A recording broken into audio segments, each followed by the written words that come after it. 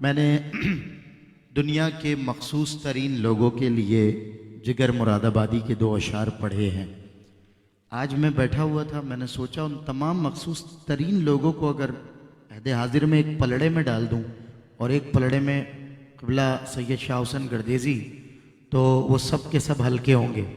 تو میں الحمدللہ اتنی بڑی وقت کی قداور ترین شخصیت اور ایسے دیداوروں کے شہر میں ہر ایک پستہ قد، دیداوروں کے شہر میں ہر ایک پستہ قد پنجوں کے بل کھڑا ہے کہ اونچا دکھائی دے، اور سر پہ چڑھ کر بول رہے ہیں کیسے کیسے لوگ، اور پیڑ بنے خاموش کھڑے ہیں کیسے کیسے لوگ۔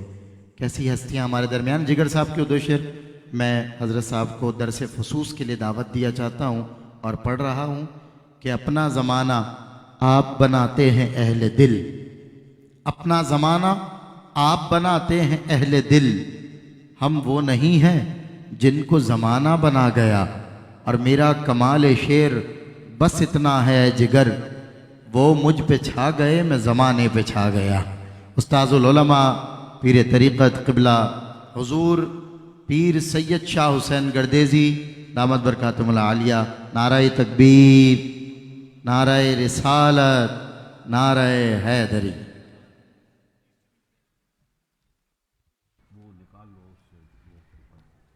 پہلے خود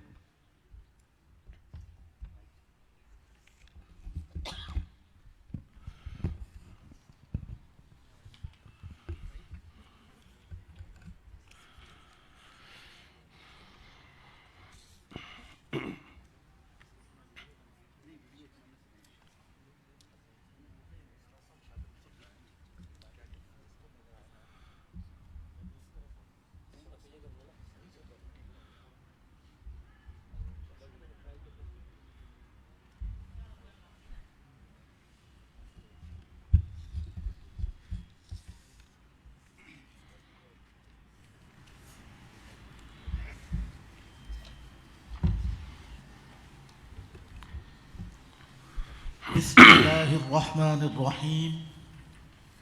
الحمد للہ منزل الحکم علی قلوب الکلم بأحدیت الطریق الامم من المقام الاقرب۔ بسم اللہ الرحمن الرحیم۔ سامعین گرامی، یہ فصوص الحکم کا ابتدائی کلام میں خطبہ ہے، اور اس سے انہوں نے کتاب کا آغاز کیا ہے، اور یہ ایک عظیم الشان کتاب ہے، اور اس کے پڑھنے پڑھانے والے جتنے لوگ ہیں بہرکیف وہ بھی عظیم الشان لوگ ہوتے ہیں، کہ یہ وہ کتاب ہے جس سے دولت نہیں کمائی جا سکتی، سوائے علم کے اور کوئی چیز آپ اس سے حاصل نہیں کر سکتے۔ ایک تو دنیا داری کے لحاظ سے بھی اور دوسرا ہمارے معاشرے کے لحاظ سے بھی۔ تو وہ لوگ جو اس کتاب کی طرف مائل ہوتے ہیں تو وہ علم کی پرورش کرنے والے ہوتے ہیں، علم حاصل کرنے والے ہوتے ہیں، اور علم کو بڑھانے والے ہوتے ہیں۔ حضرت شیخ اکبر محی الدین عربی رحمۃ اللہ تعالیٰ علیہ کی شخصیت کے بارے میں آپ بہت سی باتیں سن چکے ہیں۔ ہمارے دوستوں نے، ساتھیوں نے بہت ہی اچھے انداز میں ان کا تعارف کرایا ہے اور ان کے علمی مقامات کو بھی بیان کیا ہے۔ تو حضرت ابن عربی رحمۃ اللہ تعالیٰ علیہ کی یہ کتاب ادق ترین کتابوں میں سے ایک کتاب ہے۔ جس طریقے سے درس نظامی میں کچھ کتابیں ہیں کہ وہ بڑی دقیق ہوتی ہیں، جیسے قافیہ ہے، اصول فقہ میں مسلم الثبوت ہے، تو یہ وہ کتابیں ہیں کہ جو بہت دقیق ہیں۔ تو تصوف، علم تصوف یا فلسفہ تصوف میں جو کتابیں لکھی گئی ہیں تو یہ کتاب ان میں سے دقیق ترین کتاب ہے۔ یہ نظریاتی کتاب ہے، یہ علمی کتاب ہے۔ حضرات گرامی، تصوف اصولی طور پہ عمل کا نام ہے، باتوں کا نام نہیں ہے، اور جو لوگ اس میں داخل ہوتے ہیں تو وہ ظاہر ہے ذکر سے داخل ہوتے ہیں۔ تو جب وہ ذکر سے داخل ہوتے ہیں تو پھر وہ اللہ اللہ کرتے رہتے ہیں، اور جوں آدمی اللہ اللہ کی بات کرتا ہے، ذکر کرتا ہے، تو اس کے باطن میں تبدیلیاں آ جاتی ہیں کسی کی بہت جلدی آ جاتی ہیں، کسی کی دیر سے آتی ہیں، لیکن اللہ اللہ کرنے والا کبھی ان تبدیلیوں سے محروم نہیں رہتا۔ حضرت ابن عربی رحمۃ اللہ تعالی علیہ نے اس میں فلسفہ تصوف کو بیان کیا ہے، اور خصوصیت سے جو یہ ایک لفظ آپ سنتے رہے ہیں ابھی تقاریر میں بار بار، وحدت الوجود، تو یہ اس کی انہوں نے بہت تشریح کی ہے، اور وہ ساری تشریح اس کتاب میں بکھری ہوئی ہے۔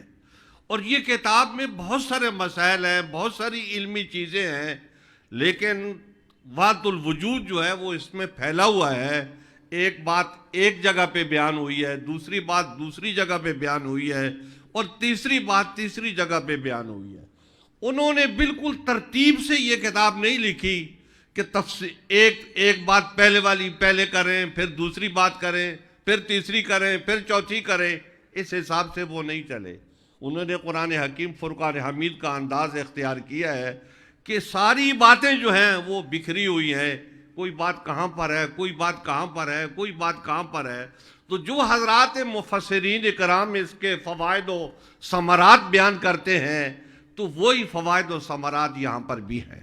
اور پھر سوال یہ پیدا ہوتا ہے، کیا یہ حضرت ابن عربی رحمۃ اللہ تعالی علیہ کیا سمجھتے ہیں یہ کتاب میرے نفس کی طرف سے ہے یا میری اپنی کاوش ہے؟ نہیں، اس کتاب میں انہوں نے اس بات کی وضاحت کی ہے خطبے کے بعد کہ 627 ہجری میں محرم کے آخری عشرے میں دمشق میں تھا، تو میں نے حضور اکرم صلی اللہ علیہ وبارک وسلم کو خواب میں دیکھا، تو آپ کے ہاتھ میں ایک کتاب تھی، تو آپ نے کہا ھذا کتاب فصوص الحکم، کہ یہ کتاب فصوص الحکم ہے، خذ ہو، آپ اس کو لے لو اور لوگوں کے فائدے کے لیے اس کو پھیلا دو۔ حضرات گرامی، لوگوں سے یہاں مراد عام لوگ نہیں ہے، خاص لوگ مراد ہیں، کہ خاص لوگوں کے فائدے کے لیے اس کتاب کو پھیلاؤ۔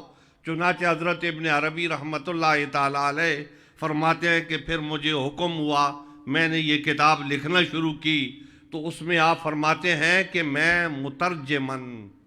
میں اس کتاب میں ترجمانی کرنے والا ہوں، جو کچھ مجھے القاء ہو رہا ہے میں ان کو بیان کرنے والا ہوں، اور میں نے پوری کوشش کی ہے کہ پوری اس چیز کو جو مجھے القاء ہو رہی ہے وہی اس میں بیان کروں، میری اپنی ذات کی طرف سے، میرے اپنے نفس کی طرف سے کوئی چیز اس کتاب میں نہ آنے پائے۔ حضرات گرامی، اس میں ایک بات اور بھی ہے کہ وہ کہتے ہیں کتاب الہامی ہے، تو الہامی کتاب ہے تو حضرات انبیاء کرام جو ہیں ان میں ایک ترتیب ہے۔ ایک ترتیب تو وہ ہے کہ حضرت آدم علیہ السلام ہے، اور بالکل سب سے آخر میں حضور اکرم صلی اللہ علیہ وبارک وسلم ہے۔ درمیان میں جو انبیاء کرام ہیں تو ان میں تقدیم و تاخیر بھی ہے۔ مثلا جو ہے حضرت ابن عربی جو ہیں وہ بیان کرتے ہیں جب، تو حضرت ادریس علیہ السلام کو پہلے بیان کرنا چاہیے، حضرت نوح علیہ السلام کو بعد میں، لیکن انہوں نے حضرت نوح علیہ السلام کا تذکرہ پہلے کیا اور حضرت ادریس علیہ السلام کا تذکرہ بعد میں کیا۔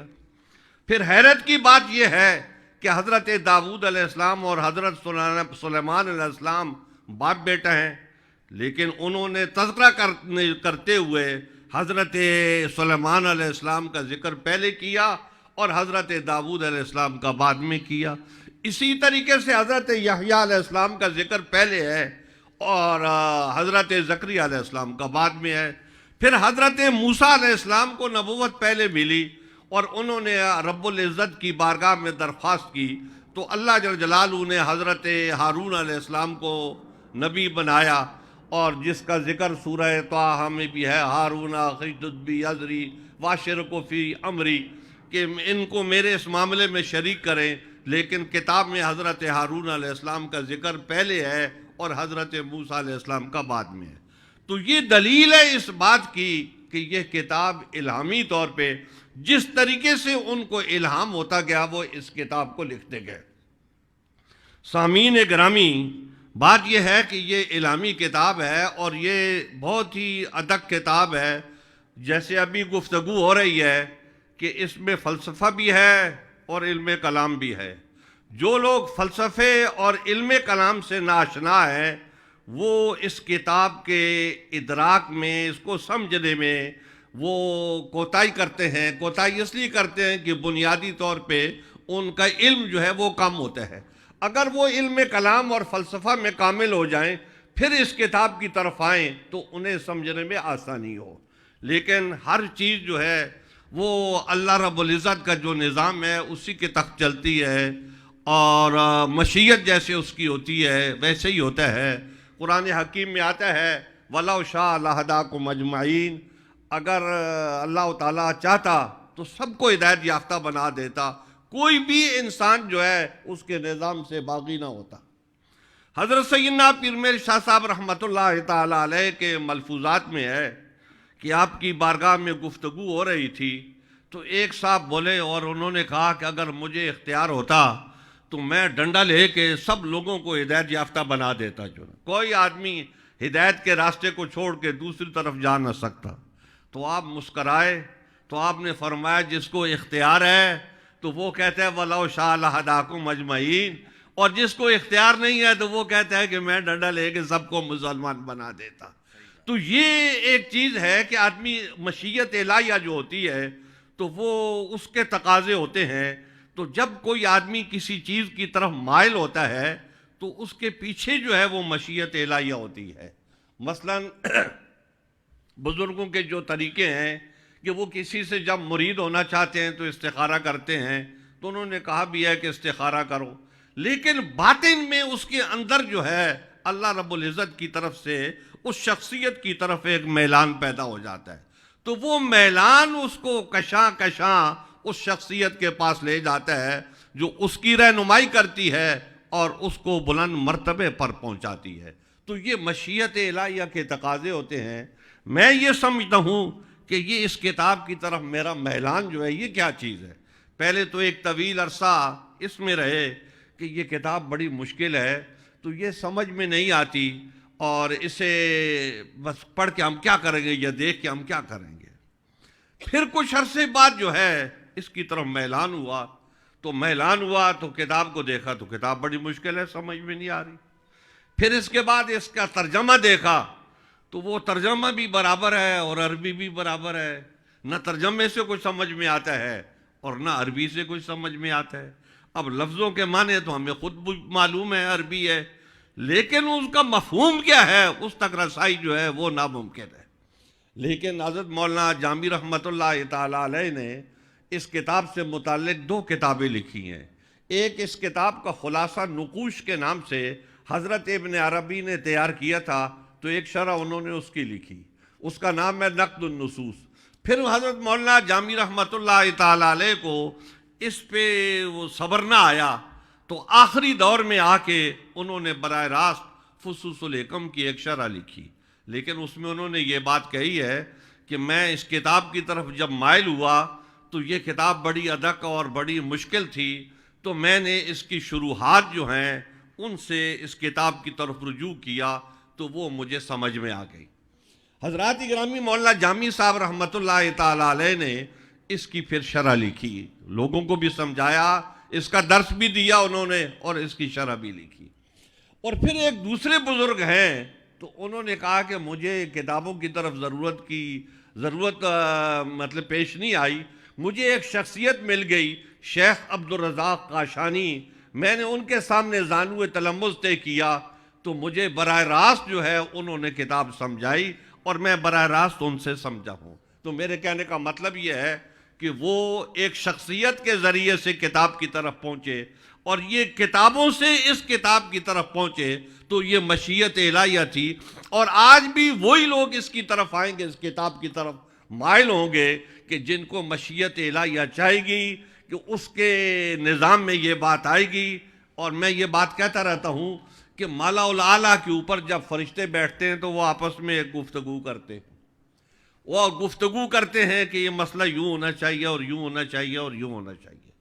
اس گفتگو کا اثر جو ہے یہ زمین پہ جتنے انسان ہوتے ہیں ان پہ پڑتا ہے، لیکن ان پہ پڑتا ہے جن کو مشیت الہیہ چاہتی ہے اس طرف مائل کرنا، تو وہ اس طرف مائل ہو جاتے ہیں. تو پھر ہم بھی اسی نظام کے تحت اس کتاب کی طرف مائل ہوئے اور اس کو ہم نے سمجھنے کی بھرپور کوشش کی.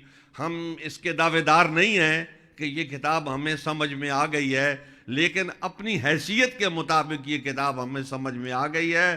اب اس کتاب کی طرف ہمیں رجوع ہوتا ہے، تو جب رجوع کرتے ہیں تو اپنی حیثیت کے مطابق، اپنی بساط کے مطابق ہم اس کتاب کو سمجھتے ہیں. ایسا نہیں سمجھتے جیسے حضرت سیدنا پیر مہر علی شاہ صاحب رحمت اللہ تعالیٰ علیہ اس کتاب کو سمجھتے تھے اور اس کا درک رکھتے تھے. ہم کل بھی طالب علم تھے اور آج بھی طالب علم ہیں. کل بھی اس کتاب کو بڑے شوق سے دیکھتے تھے، آج بھی اس کتاب کو بڑے شوق سے دیکھتے ہیں. کل بھی اس کے مطالعے میں مستغرق رہتے تھے اور آج بھی اس کے مطالعے میں مستغرق رہتے ہیں، اور اس کے علمی خزائن میں کمی نہیں آتی، یہ ہمیں دیتی رہتی ہے. بلکہ جب بھی کوئی آدمی اس کی طرف رجوع کرتا ہے تو کتاب اپنی دولت سے اسے مالا مال کرتی ہے. حضرات گرامی، یہ کتاب جو ہے، میرا تو خیال تھا پوری تفصیل سے بات کرنے کا، شروع میں بھی اور آخر میں بھی جو ہے، کیونکہ ہمارا کتاب کا اختتام ہے، تو اختتام ہے تو اس کا آخری حصہ ہم چاہتے تھے بیان ہو، لیکن یہ خواہش تھی کہ ابتدائی حصہ بھی اس کا بیان ہو جائے. لیکن اب وقت جو ہے وہ اتنا ہو چکا ہے کہ ابتدائی حصہ تو اس کا بیان نہیں ہو سکتا، کیونکہ ابتدائی حصہ بیان کریں گے تو آخری حصہ رہ جائے گا. لیکن اس وقت جو وقت کا تقاضا ہے تو وہ یہ ہے کہ اس کے آخری حصے کو بیان کیا جائے. تو آخری حصہ جو اس کتاب کا ہے وہ حضرت ابن عربی رحمۃ اللہ تعالی علیہ نے جو کہا ہے کہ نص و حکمت فردیت فی کلمت محمدیت، کہ یہ فصل جو ہے یہ فردیت میں ہے اور یہ حضور اکرم صلی اللہ علیہ وبارک وسلم کے بارے میں ہے. تو اس کتاب میں انہوں نے حضور اکرم صلی اللہ علیہ وبارک وسلم کے ایک حدیث کو بنیاد بنایا ہے. حدیث کیا ہے کہ حضور اکرم صلی اللہ علیہ وبارک وسلم ارشاد فرماتے ہیں حبب الی من دنیاکم ثلاث، کہ اللہ تعالیٰ نے میرے اندر 3 چیزوں کی محبت ڈالی ہے. النساء والطیب وجعلت قرۃ عینی فی الصلاۃ، ایک عورتیں ہیں، دوسری خوشبو ہے، اور تیسری بات یہ ہے کہ میری آنکھوں کی ٹھنڈک نماز میں رکھی گئی ہے. حضرت ابن عربی رحمۃ اللہ تعالی علیہ نے اس بات کو بڑی تفصیل سے بیان کیا ہے. تو ہم تو وہ النساء والطیب تو کوئی بیان نہیں کر سکتے، کیونکہ یہ بڑی لمبی بحث ہے اور بڑی خوبصورت بحث ہے، اور اہل علم کو اس کی طرف توجہ کرنی چاہیے. اور حضور اکرم صلی اللہ علیہ وبارک وسلم کی فردیت کو انہوں نے ثابت کیا ہے. جیسے حضرت آدم علیہ السلام ہیں تو ان کے بارے میں انہوں نے یہ کہا کہ حکمت الہیت فی کلمت آدمیت. یہ جو انہوں نے کہا حکمت الہیت، حکمت کا مطلب بہت سارے معنی ہمارے ساتھی ابھی بیان کر رہے تھے، لیکن یہاں پر جو ہے حکمت کا مطلب یہ کہتے ہیں کہ حقائق اشیاء کما ہیا، کہ جیسے حضور اکرم صلی اللہ علیہ وبارک وسلم کی حدیث ہے کہ اللہم ارنا حقائق الاشیاء کما ہیا، کہ اے باری تعالیٰ ہمیں اشیاء کی جو حقیقتیں ہیں ان کی معرفت عطا فرما جیسا کہ وہ ہیں، کما ہیا جیسا کہ وہ ہیں. اور پھر حضور اکرم صلی اللہ علیہ وبارک وسلم اس کے بعد جو ہے جو بات کہنا چاہتے ہیں اور وہ یہ ہے کہ اس کے مقتضا کے مطابق عمل کرنا بھی. تو گویا حضور اکرم صلی اللہ علیہ وبارک وسلم بارگاہ خداوندی میں یہ گزارش کر رہے ہیں کہ اے باری تعالیٰ جو شے جیسی ہے ویسی مجھے عطا فرما دے، اس کی سمجھ اور اس کی حقیقت بتا دے. میں یہاں پر جو ہے نا ایک بات میرے ذہن میں آئی ہے، وہ میں آپ سے کہنا چاہتا ہوں کہ حضور اکرم صلی اللہ علیہ وبارک وسلم اعلیٰ درجے کے مردم شناس تھے، کہ کوئی بھی آدمی جب آپ کے پاس آتا تھا تو آپ اس سے 1 منٹ بات کرتے تھے تو آپ سمجھ جاتے تھے کہ اس کی صلاحیتیں کیا ہیں، تو اس کو پھر وہی کام دیتے تھے. جیسے حضرت عبداللہ ابن مسعود رضی اللہ تعالیٰ عنہ آپ سے ملے مکہ مکرمہ کی زندگی میں، تو وہ ذرا سی بات ہوئی، معمولی سی، وہ جو نا بکری کے دودھ کا مسئلہ تھا. تو حضور اکرم صلی اللہ علیہ وبارک وسلم نے آپ سے گفتگو کی تو آپ نے فرمایا کہ تو استاد بنے گا.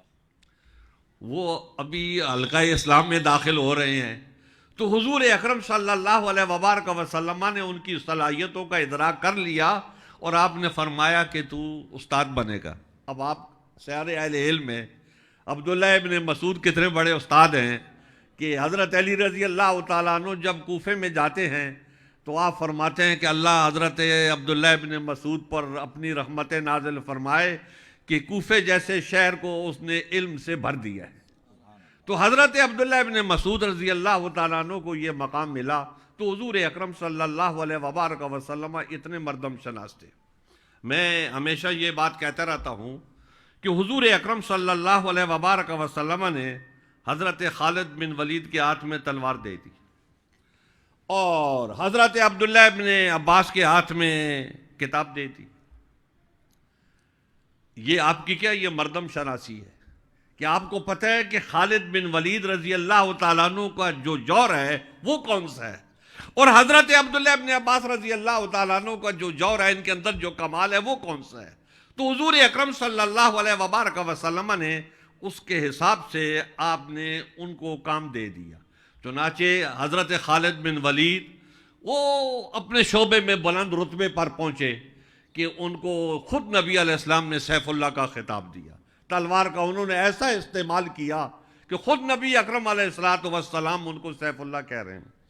اور پھر ادھر حضرت عبداللہ ابن عباس رضی اللہ تعالیٰ عنہ کتاب کی دنیا میں علم کی دنیا میں وہ اس بلند مقام پر پہنچے کہ امت ان کو حبر الامہ کہہ رہی ہے کہ حضور اکرم صلی اللہ علیہ وبارک وسلم کے صحابہ کرام میں ان کا اتنا بڑا مقام تھا کہ آج پوری امت جو ہے ان سے استفادہ کر رہی ہے. ان کے علمی نکات، ان کی علمی باتیں، ان کی روایات جو ہے وہ بھرپور طریقے سے ان سے مستفید ہو رہی ہے.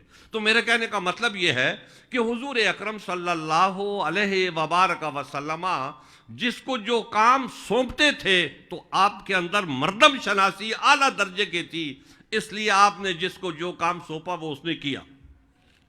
اب یہ حدیث مبارک جو ہے اس میں جو تیسری بات ہے، ہم اس تیسری بات کے بارے میں جو کچھ حضرت ابن عربی رحمۃ اللہ تعالی علیہ نے فرمایا ہے اس کا کچھ خلاصہ بیان کریں گے.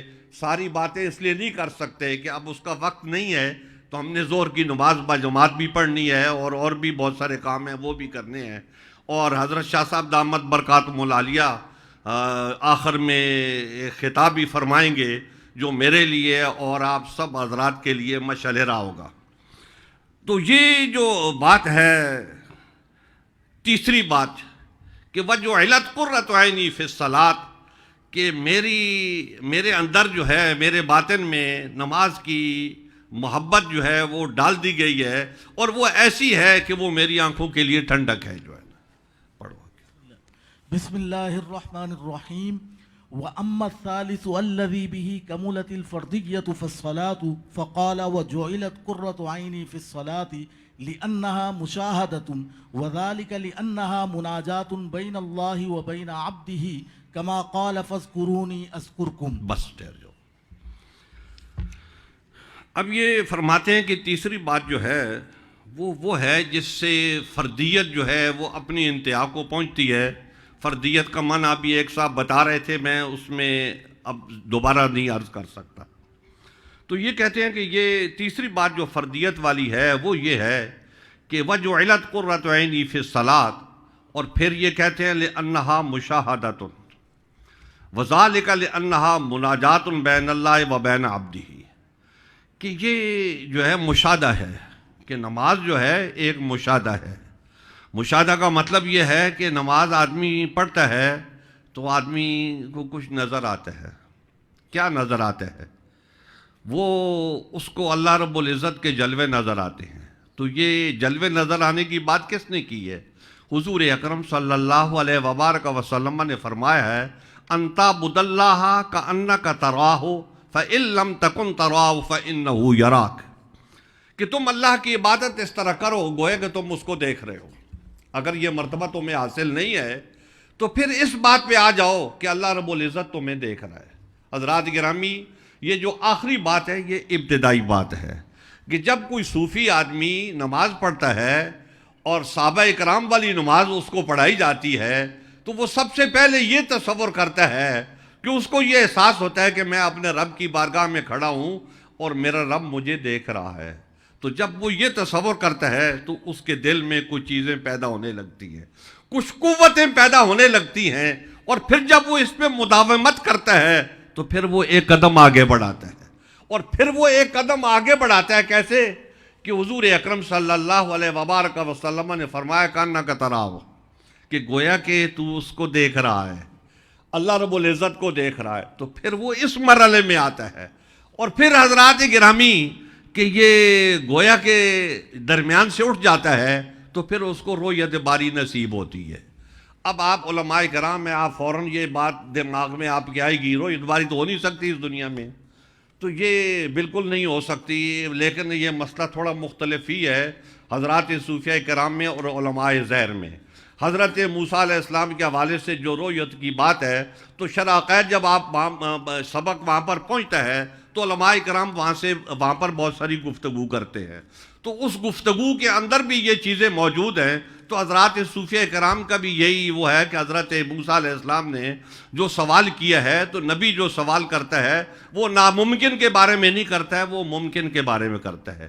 لیکن مسئلہ یہ ہوتا ہے کہ اس رؤیت کے لیے جو ہے وہ تیاری کرنا پڑتی ہے. تو وہ تیاری کر کے جو ہے نا تو وہ حضرت موسیٰ علیہ السلام نے سوال کیا تھا اسی لیے کہ وہ اللہ کے نبی تھے اور ان کی تیاری تھی, اور اس لیے انہوں نے یہ سوال کیا. تو بہر کیف اس کے اوپر بحث ہے. لیکن صوفیہ کرام جو ہیں وہ رؤیت کے بالکل قائل ہیں, لیکن وہ قلب سے رؤیت کے قائل ہیں کہ واقعہ میں تصوف کے نظام میں جب آدمی آتا ہے تو اب تو یہ ہے کہ ہماری آنکھیں کھلی ہیں تو ہم یہ سارا منظر دیکھ رہے ہیں.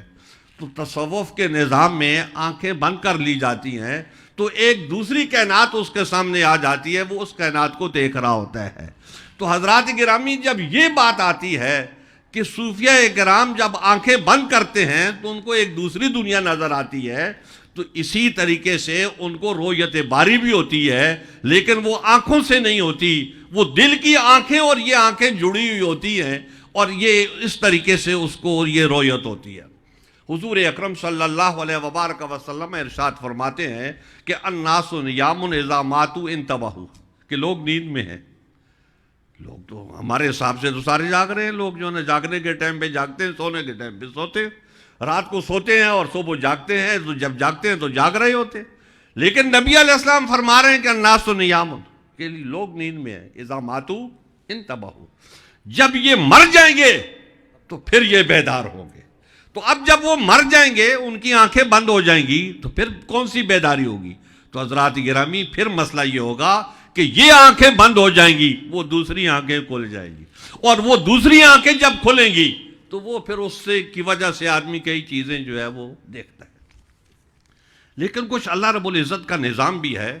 یہ جو آنکھوں میں دیکھنے کی صلاحیت ہے تو یہ انسانوں میں اور ہے, اور یہ جو جانور اور درندے ہوتے ہیں ان کے اندر یہ صلاحیت اور ہے کہ یہ انسان جو ہے وہ دن کو دیکھتا ہے, رات کو اس کو نظر نہیں آتا, تاریکی پھیل جاتی ہے.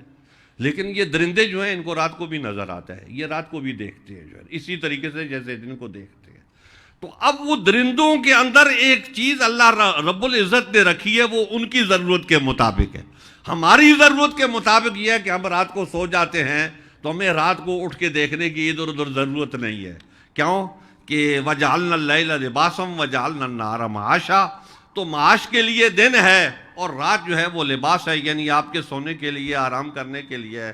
آپ اپنا دروازہ بند کریں اور سو جائیں. تو اللہ رب العزت نے مختلف چیزیں مختلف لوگوں کو, انسانوں کو دے رکھی ہیں, اور اسی طریقے سے یہ صلاحیتیں انسان میں جو ہوتی ہیں یہ بھی مختلف ہوتی ہیں. تو حضور اکرم صلی اللہ علیہ وبارک وسلم کا یہ فرمان کہ اذا ماتوا انتبہوا, کہ جب وہ مر جائیں گے تو پھر دیکھیں گے. اب وہ حدیث میں بھی یہی آتا ہے کہ جب اس سے سوال ہوگا تو یہ کہا جائے گا ما تقول فی حق ھذا الرجل, کہ ان کے نبی اکرم علیہ الصلوۃ والسلام کے بارے میں آپ کیا کہتے ہو. تو اب وہ آنکھیں تو آپ بند کر کے آئے ہو, اس کے اوپر آپ نے روئی بھی رکھی ہوئی ہے, اور آپ دفن کر کے آگے ہو اطمینان کے ساتھ کہ اب اس کی آنکھیں نہیں کھلے گی، تو آنکھیں نہیں کھلی ہوئی لیکن بند آنکھوں سے وہ دیکھ رہا ہے. تو حضرات گرامی صوفیہ اکرام جو ہیں اس بات کے قائل ہیں کہ ان آنکھوں کے بند کرنے کے بعد دل کی آنکھوں سے اللہ رب العزت کی رؤیت ہو سکتی ہے. حسب مرتبہ جتنی اس کی تیاری ہے، جس درجے پر وہ ہے، اس کے حساب سے اس کو رؤیت ہوگی. تو یہ جو ہاتھ پر جو انہوں نے یہ کہا ہے لِأَنَّهَا مُشَاهَدَةٌ، تو مشاہدے کا مطلب یہ ہے کہ وہ جو ہے اس نماز میں جو ہے نا وہ مشاہدہ ہوتا ہے. اور پھر یہ کہتے ہیں وَذَلِكَ لِأَنَّهَا مُنَاجَاتٌ بَيْنَ اللَّهِ وَبَيْنَ عَبْدِهِ، یہ مناجات ہے، وہ گزارشات پیش کر رہے ہیں اور بندہ پیش کر رہا ہے اللہ رب العزت کی بارگاہ میں. تو اب وہ بندہ جو پیش کر رہا ہے تو اس کی کیا حیثیت ہے؟ تو کہتے ہیں اللہ تعالیٰ نے فرمایا فَاذْكُرُونِي أَذْكُرْكُمْ، تم مجھے یاد کرو تو میں تمہیں یاد کروں. اب جب ایک آدمی اللہ رب العزت کو یاد کرتا ہے تو یہ بھی بڑی بات ہے. اللہ رب العزت کو یاد کرنا، دنیا کے جمیلوں میں لوگ پڑے ہوئے ہیں، کو کس گمراہی میں کو کس گمراہی میں. اللہ رب العزت نے اپنے ایک بندے کو توفیق دی ہے کہ وہ تنہائی میں بیٹھا ہوا ہے، وہ مراقبے میں بیٹھا ہوا ہے، وہ آنکھیں بند کی ہوئے ہے. قرآن حکیم میں آتا ہے نا تتجافا جنوبہم عن المضاجع یدعون ربہم خوفا وطمعا. سردیوں کا موسم ہے، برف باری ہو رہی ہے، وہ اندر بیٹھا ہوا ہے وضو کر کے، بسترا اس نے چھوڑ رکھا ہے اور وہ اللہ رب العزت کی یاد میں لگا ہوا ہے.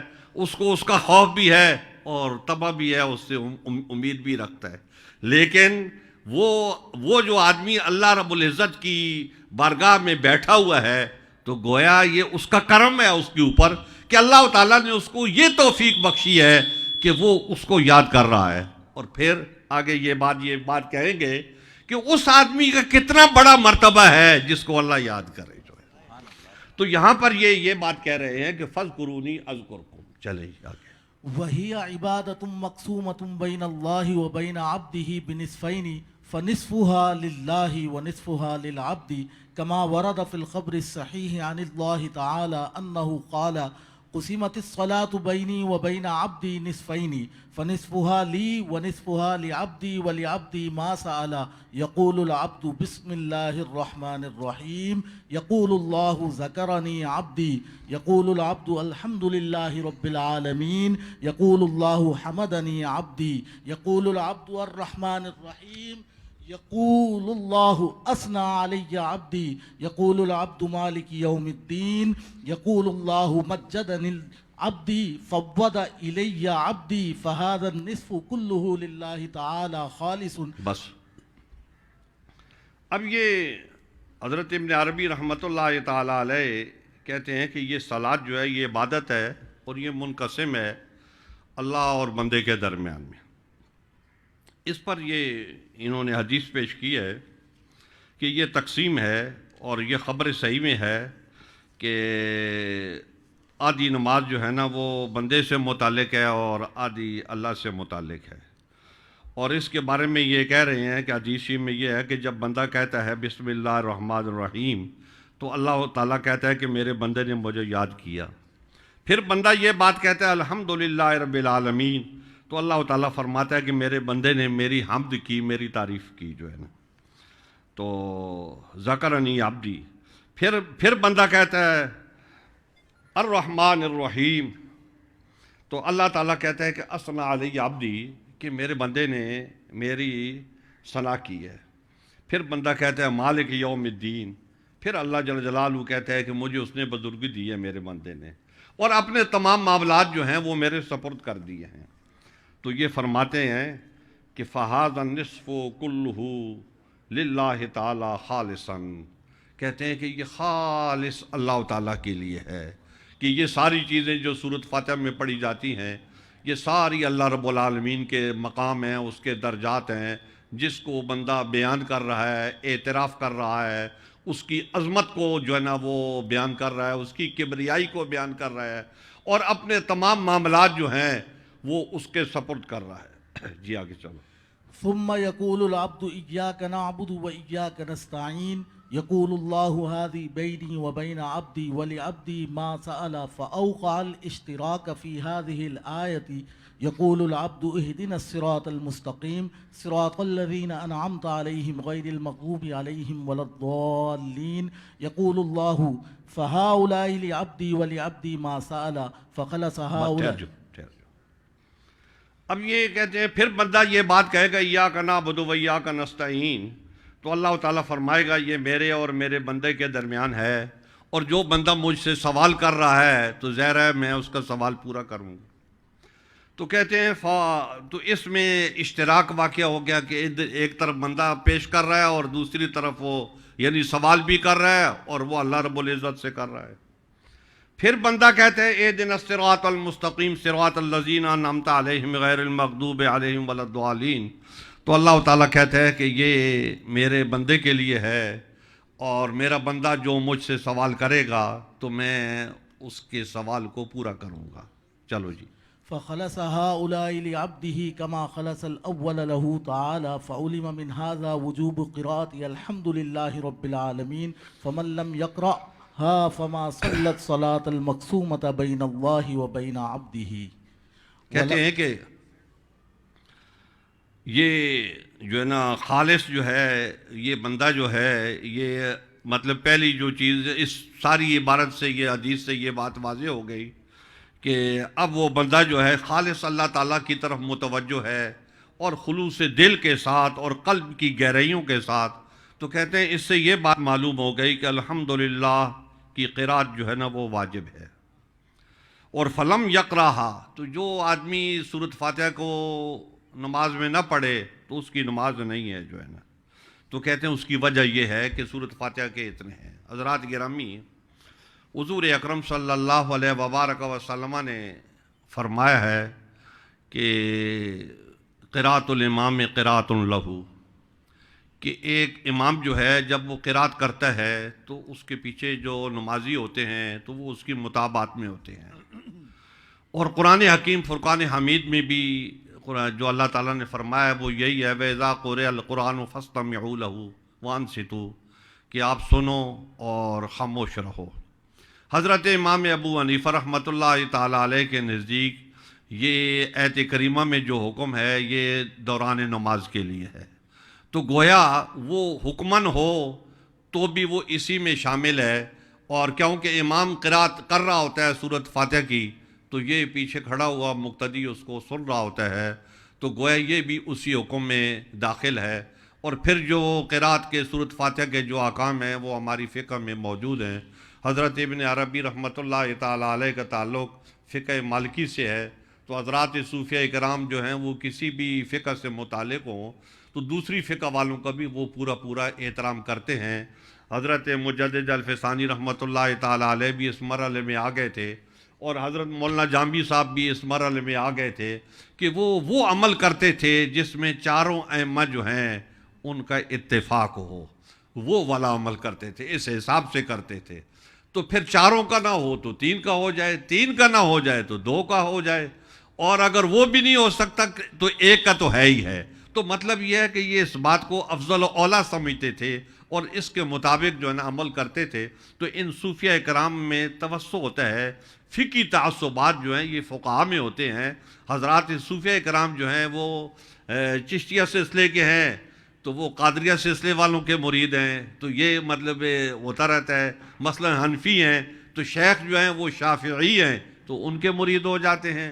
تو حضرت خواجہ معین الدین چشتی اجمیری رحمۃ اللہ تعالیٰ علیہ کے بارے میں حضرت خواجہ قمر الدین صاحب سیالوی رحمۃ اللہ تعالیٰ علیہ نے ایک جگہ فرمایا ہے کہ وہ شافعی المذہب تھے. تو وہ شافعی المذہب تھے اور کتب صاحب حنفی المذہب تھے، تو کوئی مطلب آپس میں دوری نہیں ہوتی. تو صوفیہ کے ہاں توسع ہوتا ہے. تو حضرت خواجہ معین الدین چشتی اجمیری رحمۃ اللہ تعالیٰ علیہ کے دوسرے خلفاء جو ہیں وہ بھی جو ہے وہ حنفی المذہب تھے، تو لہٰذا ان کے ذریعے سے سلسلہ چشتی آگے بڑھا. تو اب وہ بذات خود تو شافعی المذہب تھے، لیکن آگے ان کے لوگ جو ہیں وہ حنفی المذہب ہیں. تو اس میں کوئی بودھ نہیں ہوتا، کوئی دوری نہیں ہوتی، کوئی فیض میں کمی نہیں ہوتی، اور آپس میں بھی دوریاں نہیں ہوتی. تو یہ محبت سے یہ سلسلے چلاتے ہیں. تو حضرت ابن عربی رحمۃ اللہ تعالیٰ علیہ بھی اسی نظام سے متعلق ہے. جی.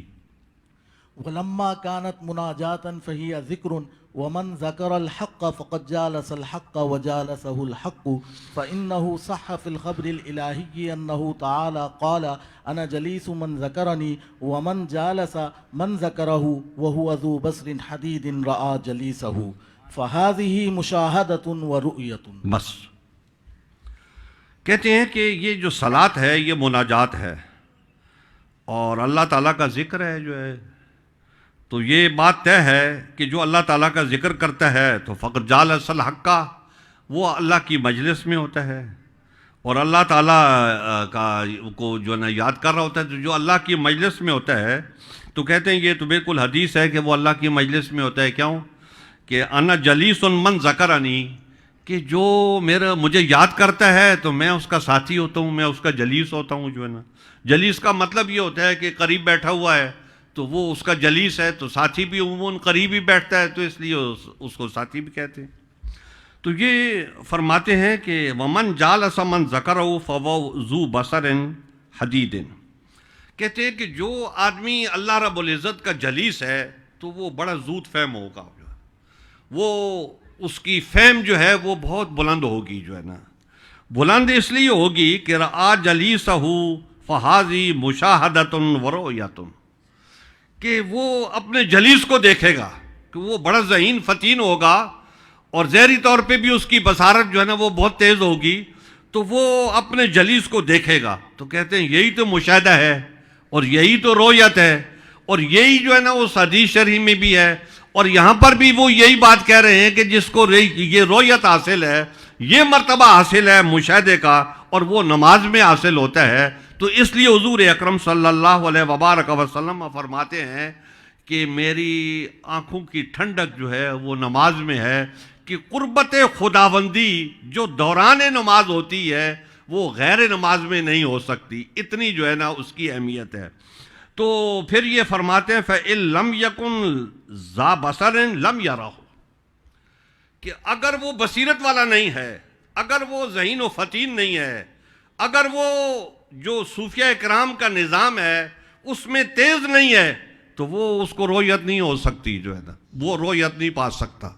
تو حضرات گرامی، اللہ رب العزت کو اس کی رؤیت، اس کا جلیس ہونا، تو یہ ساری وہ چیزیں آگے بہت تفصیل سے انہوں نے یہ باتیں لکھی ہیں. ہمارے پاس وقت کم ہے تو ہم جو ہے نا وہ اتنی بات نہیں کر سکتے، جو کر لیا اسی پر اکتفا کرتے ہیں. اور یہ بات آپ سے عرض کرتے ہیں کہ انہوں نے بہت ساری اور بھی نماز کے بارے میں یہ چیزیں لکھی ہیں کہ دوران نماز جو ہے نا وہ واحد عبادت ہے، کہ آپ جب اس عبادت میں ہوں تو آپ کسی اور طرف رخ نہیں کر سکتے، کہ نماز میں حکم ہے سامنے والی جگہ پہ دیکھو، ادھر ادھر نہ دیکھو. اس پہ بھی انہوں نے بڑی لطیف بحث کی ہے. اور پھر یہ بات بھی یہ کہتے ہیں کہ جب آپ نماز پڑھ رہے ہوتے ہیں تو کوئی اور کام آپ کریں گے تو آپ کی نماز ٹوٹ جائے گی جو ہے نا، وہ تعلق ختم ہو جائے گا. تو یہ نماز جو ہے نا یہ ایسی چیز ہے. اور پھر قرآن حکیم میں بھی یہی بات ہے کہ جو آخر سجدہ کی آیت ہے تو اس میں بھی اللہ رب العزت نے یہی بات ارشاد فرمائی ہے کہ یہ سجدہ جو ہے یہ نماز کا ایک حصہ ہے، کیونکہ اس میں قیام بھی ہے، قعود بھی ہے، رکوع بھی ہے، سجود بھی ہے، سب باتیں انہوں نے کی ہیں یہاں پر جو ہے. تو یہ ایک اس کا حصہ جو ہے ایک سجدہ بھی ہے. تو اس آیت میں اللہ تعالیٰ نے یہ فرمایا کہ قرب خداوندی جو ہے وہ سجدے سے ملتا ہے. تو حضور اکرم صلی اللہ علیہ وبارک وسلم کی حدیث ہے کہ جب کوئی آدمی نفل پڑھتا ہے تو وہ نفل پڑھ کے اللہ کی عبادت کر کے وہ اس کا جو ہے نا قرب حاصل کر لیتا ہے.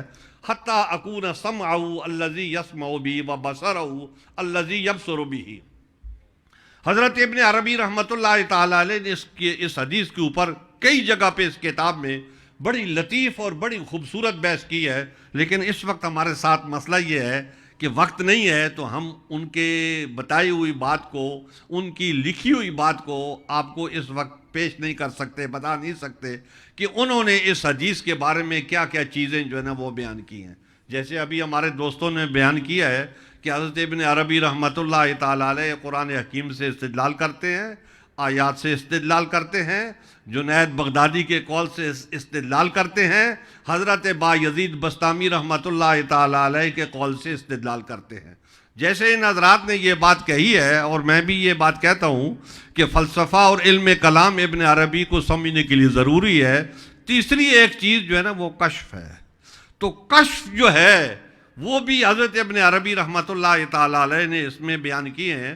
ایک جگہ آپ فرماتے ہیں کہ میرا موقف یہ ہے کہ جب کوئی آدمی فوت ہو جاتا ہے، صوفی آدمی، اللہ والا آدمی فوت ہو جاتا ہے، تو فوت ہونے کے بعد بھی اس کے درجات بلند ہوتے رہتے ہیں، اس کے درجات بلند ہوتے رہتے ہیں۔ اس پر آپ نے تفصیلی کشفی گفتگو کی ہے، اور آپ نے حضرت باجد بستامی اور دوسرے بزرگوں کا نام لے کے فرمایا ہے کہ میرا جب ان سے یہ معاملہ ہوا، میں نے ان سے یہ بات کہی تو انہوں نے اس بات کو قبول کیا کہ ہاں واقعہ میں مرنے کے بعد جو ہے نا وہ درجے بلند ہوتے رہتے ہیں۔ حضرات گرامی، ایک تو وہ درجے بلند ہوتے ہیں جو حدیث میں آتا ہے کہ ایک آدمی ہے، وہ گناہگار تھا، وہ فوت ہو گیا، اور وہ قیامت کے روز جب اٹھے گا تو بڑا انعام و اکرام دیکھے گا، تو اس کو تعجب ہوگا میں تو اس لائق نہیں تھا، تو یہ کہاں سے آ گئی، یہ چیزیں مجھے مل گئیں۔ تو وہ اس کو کہا جائے گا یہ پیچھے جو لوگ تھے تو وہ تیرے لیے استغفار کرتے رہے، تو یہ ان کی وجہ سے ہے۔ لیکن جو انسان کا اپنا کیا ہوا جو ہوتا ہے تو وہ بھی، اس کے بھی درجات جو ہے وہ مرنے کے بعد اس کو پہنچتے رہتے ہیں، ثواب پہنچتا رہتا ہے، اور اس کے درجات بلند ہوتے رہتے ہیں۔ اور یہ بہت ساری باتیں ہیں جو مرنے کے بعد سے متعلق ہیں، اور ہمارے بہت سارے وہ مسائل جو ہمارے اور کچھ دوسرے لوگوں کے درمیان وجہ نزاع رہتے ہیں، تو اگر اس کتاب کو سمجھ کے پڑھ لیا جائے تو وہ ساری باعث نزاع چیزیں جو ہیں وہ ختم ہو جاتی ہیں، اور وہ جو عالم برزخ کی جو حقیقتیں ہیں وہ ساری کی ساری جو ہیں وہ سامنے آ جاتی ہیں، اور آدمی کو اس کا یقین ہو جاتا ہے کہ یہ ایک نئی دنیا ہے، اور یہ اس طریقے سے آباد ہے، اور یہاں یہ ہوتا ہے، یہ ہوتا ہے، یہ ہوتا ہے، یہ ہوتا ہے۔ تو یہ ساری باتیں حضرت ابن عربی رحمۃ اللہ تعالی علیہ نے اپنی کتاب میں بیان کی ہیں۔ تو ہم نے اس کتاب میں پڑھا اور ہم نے یہ سمجھا کہ یہ اب تک ہم یہ بات پہنچائیں، ان کا پیغام پہنچائیں۔ اللہ جل جلالہ جو چاہتا ہے وہ ہوتا ہے کہ ہمارا رخ جو اس طرف ہوا ہے، تو یہ میرا خیال میں ہمارے بس کی بات نہیں ہے، ہماری ہمت سے یہ کام بار تھا، ہم اس کو بہت آگے کا کام سمجھتے تھے، لیکن یہ اللہ تعالیٰ نے اس کی طرف ہمارا رخ کیا ہے، تو یہ اس کی مشیت کا تقاضا ہے، اور اس کی مشیت کے تقاضوں کے مطابق جو ہے وہ ہمارا رخ ادھر ہوا ہے۔ اللہ رب العزت سے درخواست ہے کہ اے باری تعالیٰ ہمارے اوپر تو مزید کرم فرما، اور جو لوگ اس سے استفادہ کر رہے ہیں تو وہ ابھی آگے اس کام کو بڑھائیں، اور حضرت ابن عربی کا جو فیضان ہے وہ عام ہو۔ اور اس سے سب سے بڑی بات یہ ہوگی کہ لوگوں کے دلوں میں جو نفرتیں ہوتی ہیں ایک دوسرے کے بارے میں، وہ ساری کی ساری ختم ہو جائیں گی۔ اور اس وقت جس عصر میں ہم کھڑے ہیں کہ ہر آدمی اپنی دنیا داری کی وجہ سے دوسرے سے نفرت کرتا ہے، دوسرے سے دوری اختیار کرتا ہے، اللہ تعالی ہمیں توفیق عطا فرمائے کہ ہم ان بزرگان دین و دانش کی طرف آئیں اور ان کی طرف رخ کریں۔ اور آخر میں حضور اکرم صلی اللہ علیہ وبارک وسلم کی ایک حدیث ہے۔ آج کل ہم نے اپنا طریقہ بنا لیا ہے کہ جب گفتگو ختم کرتے ہیں تو ہم یہ بات کہتے ہیں کہ انا خاتم النبیین لا نبی بعدی، کہ میں آخری نبی ہوں، میرے بعد کوئی نبی نہیں۔ وآخر دعوانا الحمدللہ۔ ماشاءاللہ۔